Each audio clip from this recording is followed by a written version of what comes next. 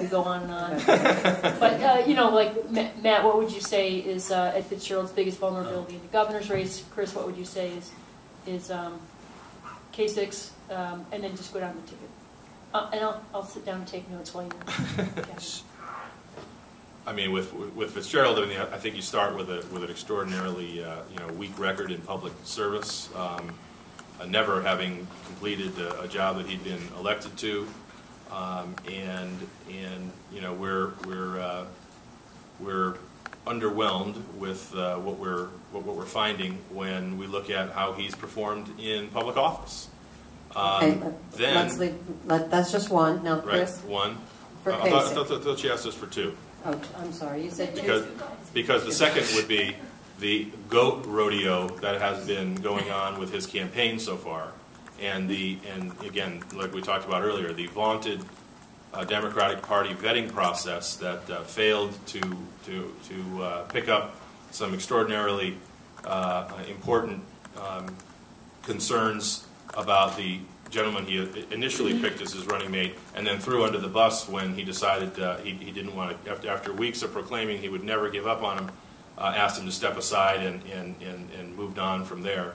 The campaign itself has also been underwhelming, and so when you've got a candidate who's really not had a lot to run on in terms of his public record, and then goes out and runs a pretty poor campaign, you've got a candidate that's got a lot of problems, Laura. Chris.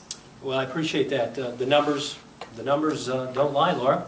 45th in the country in job creation over the course of the last year. It's been mired in terrible. The state's economy has been mired in terrible economic news.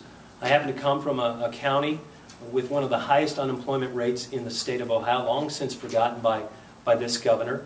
If you live in southeast Ohio and you happen to work or know somebody who works at Ormet, you're going to judge this governor.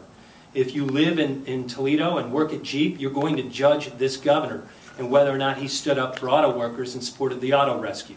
If you are a teacher in Elyria, you are going to judge this governor struggling to put a ballot measure together to offset the cuts in school funding. If you are a young professional woman in this state from southwest Ohio seeking access to health care, you are going to judge this governor. Most Ohioans, certainly a huge majority of women in the state, don't believe the government should stand in their way to accessing birth control. This governor, with all due respect to the Attorney General who's entered the room, this Attorney General believes differently. Ohioans will respond. Attacks on Eric Kearney, attacks on Sharon Newhart, attacks on members of the legislature by this chairman or any other chairman that preceded him will go unlistened to. The fact of the matter is the economy drives these decisions. We're number 45 in the country in new job growth. And the Speaker of this House, the President of this House, the Chairman of this party, the Governor of this party can dismiss it out of hand. But the numbers don't lie. 1,000 Ohioans out of work at Ormet, and this governor didn't so much as pick up the phone and call the CEO.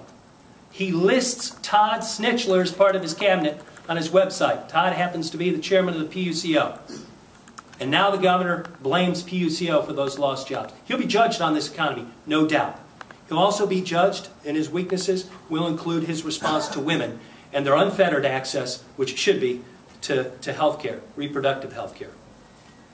I'm afraid we might not get to go all the way down the ticket because our time has elapsed. But as always, the party chairs are